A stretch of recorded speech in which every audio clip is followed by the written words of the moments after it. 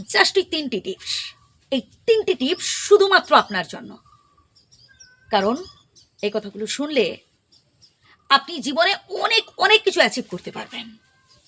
এই যে প্রতিটা মানুষ আপনার সাথে খারাপ আচরণ করছে, প্রত্যেকেই আপনাকে অবহেলা করছে, কেউ সমালোচনা করছে, কেউ নিন্দা করছে, কেউ আপনাকে গুরুত্ব দিচ্ছে না, সব বদলে যাবে। এই আজ পর্যন্ত যে আপনার নিন্দা করতো না, সে দেখবেন এখন আপনার সামনে মাথা নত করতে বাধ্য হবে, আপনার গুণগান গাইবে, আপনার প্রশংসা করবে। জাস্ট তিনটে টিপস জেনে নিন। সর্বপ্রথম চ্যালেঞ্জ নিন যে আপনি নিজেকে গুরুত্ব দেবেন, আপনি নিজেকে সেরা করে তুলবেন, আর চোখের জল ফেলবেন না। ওই পার্সোনাল লাইফের দুঃখ কষ্টের কথাগুলো আপনাকে ভুলে যেতে হবে। একটা সময় আপনি আধপেটা ছিলেন, একটা সময় আপনি ভাত পাননি, আটা খেয়েছিলেন, আটা ফোটানো খেয়েছিলেন, এমন অনেকের লাইফে ঘটেছে, তাই কথাগুলো বলছি। ওই সব কথাগুলো ভাবছি আর অপরের সাথে তুলনা করছি যে আমি এখন এই পর্যায়ে এসে কি পেলাম। আরে ভাই, আপনি আলু সেদ্ধ ভাত, কি খালি ভাত, কি আপনি আটা ফোটানো,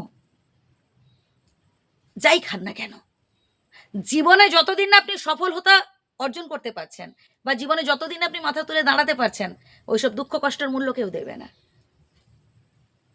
আপনি একটা সময়ে অনাহারে থেকে যদি এখন আপনি জীবনে সফলতা অর্জন করতে পারেন, তাহলে দেখবেন প্রত্যেকে আপনার অতীতের সম্বন্ধে জানতে চাইবে, চারিদিকে সব উপস্থিত হয়ে যাবে আপনার থেকে অতীতের অভিজ্ঞতা শোনার জন্য।